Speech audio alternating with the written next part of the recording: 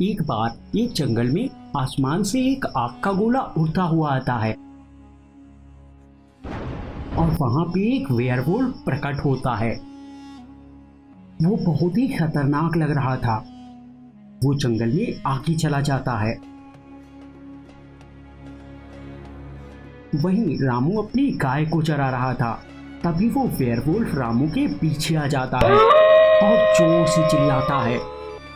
रामू पीछे मुड़कर देखता है। रामू बहुत ज्यादा डर चुका है। वो भेड़िया रामू के पास आता है। भेड़िए भैया, मुझे मत खाओ, मैं पत्थर का सनम हूँ। अगर तुमने मुझे खा लिया तो तुम्हारी पत्ती सी टूट जाएगी। वो भेड़िया रामू को पकड़ लेता है और उसे काट लेता है। रामू भी इंसानी भेड़िया बन जाता है। वो दोनों वेयरवुल्फ वहां से गांव की तरफ चल देते हैं।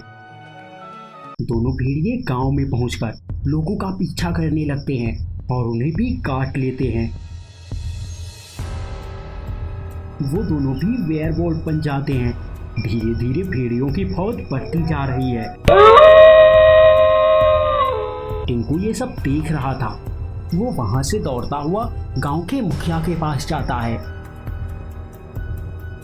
मुखिया जी, गांव में वेयरवुल्फ आ गए हैं। वो जिसे भी काटते हैं वो भी उनकी तरह बन जाता है। चलो, हमें जल्दी से जादुई शेर के पास चलना होगा। दोनों वहां से भागते हुए जादुई शेर के पास चले जाते हैं। तब तक गांव में भेड़िए दो लोगों को काटने वाले थे। एक आदमी, हे भेड़िए, मुझे मत काटो, मेरे इस मोटे दोस्त को काट लो। इसका पेट तो देखो कितना मोटा है। अगर तुमने इसे काट लिया तो ये सबसे बड़ा भेड़िया बनेगा। गद्दार, तू क्यों मेरे इस मोटे पेट के पीछे पड़ा है? अगर मैं भेड़िया बन गया तो सबसे पहले मैं तुझे ही भेड़िया बनाऊंगा। वो दोनों भेड़िए उन दोनों को भी काट लेते हैं। वो दोनों भी इंसानी भेड़िया बन जाते हैं। मुखिया जादुई शेर के पास पहुंच जाता है और उसे पूरी बात बताता है।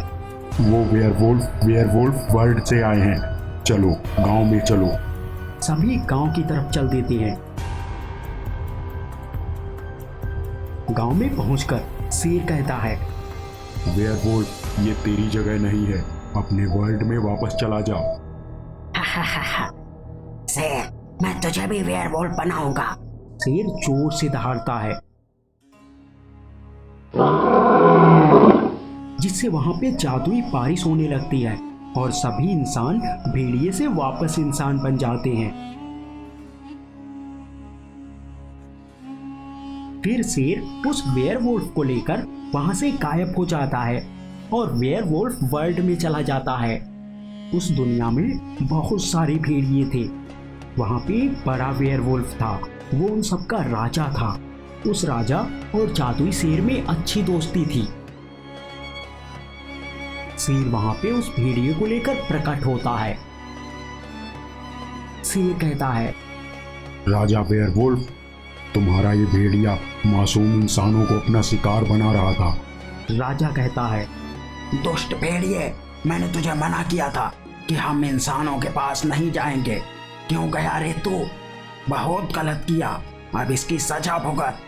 राजा वेयरवुल्फ अपनी शक्ति से उस भेड़िए पे हमला कर देता है, जिससे भेड़िए के शरीर में आग लग जाती है और जलकर वो भेड़िया खत्म हो जाता है। राजा कहता है, जाओ शेर, अब तुम्हें हमसे कोई शिकायत नहीं होगी।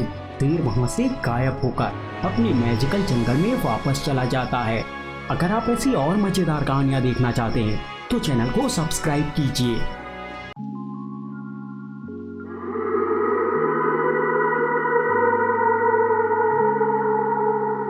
हेलो दोस्तों, ये कहानी शुरू होती है कमलपुर नाम के एक गांव से। उस गांव में रामू नाम का एक आदमी रहता था। वो बहुत ही बुरा इंसान था और हमेशा सबको परेशान किया करता था। उसी गांव के पास एक जंगल था। उस जंगल में एक भेड़िया रहता था। वो हमेशा गांव में आया करता और किसी ना किसी जानवर को उठा लेता। सारे गांव वाले उससे परेशान रहते। उसी गांव में एक शिवा नाम का साइंटिस्ट रहता था। उससे गांव वालों की परेशानी नहीं देखी गई, तो उसने एक केमिकल बनाया और बोला, बस एक बार ये केमिकल मैं उस भेड़िए पे डाल दूं तो वो भेड़िया इंसान बन जाएगा और फिर किसी भी जानवर को नहीं मारेगा। शिवा की सारी बातें रामू सुन लेता है। रामू सोचता है, मैं ये केमिकल रात में ही चुरा लूंगा। इस केमिकल से जब भेड़िया इंसान बन सकता है तो इंसान भेड़िया क्यों नहीं बन सकता।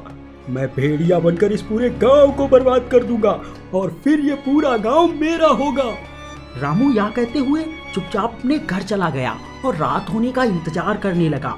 शाम होने पर वो इधर उधर टहल रहा था और केमिकल के बारे में ही सोच रहा था। हे भगवान, बस जल्दी से आधी रात हो जाए ताकि मैं वो केमिकल चुरा सकूं। रामू इधर उधर टहलते हुए टाइम पास करने लगा। धीरे धीरे आधी रात हो चुकी थी। रामू शिवा के घर की तरफ चल देता है और थोड़ी ही देर में वो घर के पास पहुंच गया। रामू ने देखा कि शिवा सो रहा था और वो केमिकल शिवा के पास में ही रखा हुआ था। रामू केमिकल के पास जाने लगा। तभी अचानक से शिवा उठकर खड़ा हो गया। रामू बहुत ज्यादा डर चुका था। उसे लगा कि अब शिवा उसकी बहुत ज्यादा पिटाई करेगा, लेकिन ये क्या, शिवा तो नींद में चल रहा है। रामू की जान में जान आई। वो बोला, ये तो नींद में चल रहा है। अच्छा हुआ नींद में है, वरना मुझे तो अभी हार्ट अटैक आ गया था। मैं इससे बदला तो जरूर लूंगा, बस एक बार मैं भेड़िया बन जाऊं। रामू केमिकल के पास जाकर उस केमिकल को उठा लेता है और वहां से दौड़ता हुआ अपने घर चला जाता है। रामू उस केमिकल को अपने ऊपर डाल लेता है और बोतल को नीचे फेंक देता है। उस केमिकल का रामू पर कुछ असर ही नहीं हुआ। शायद इसका असर सुबह तक होगा, अभी सो जाता हूँ। रामू सोने चला जाता है।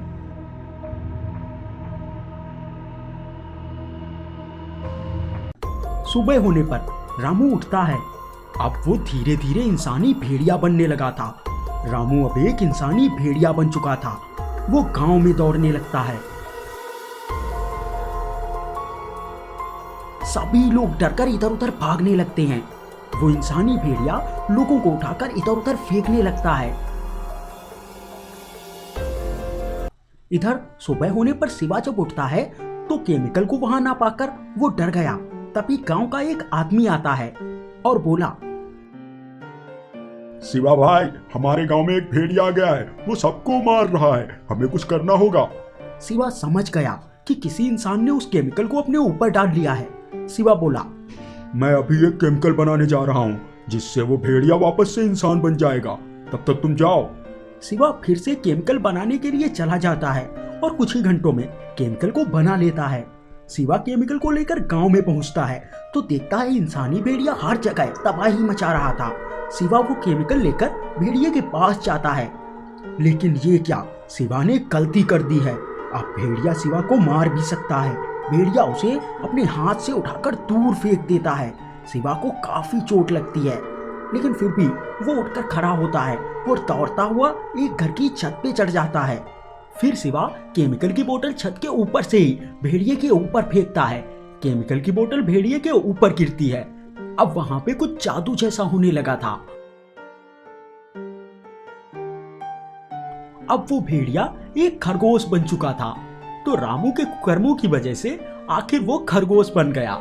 तो आपको ये कहानी कैसी लगी हमें कमेंट करके बताइए। अगर आप ऐसी और कहानियां देखना चाहते हैं तो चैनल को सब्सक्राइब कर लीजिए। पास वाले बेल आइकन में ऑल सेलेक्ट कर लेना। चलिए, थैंक यू।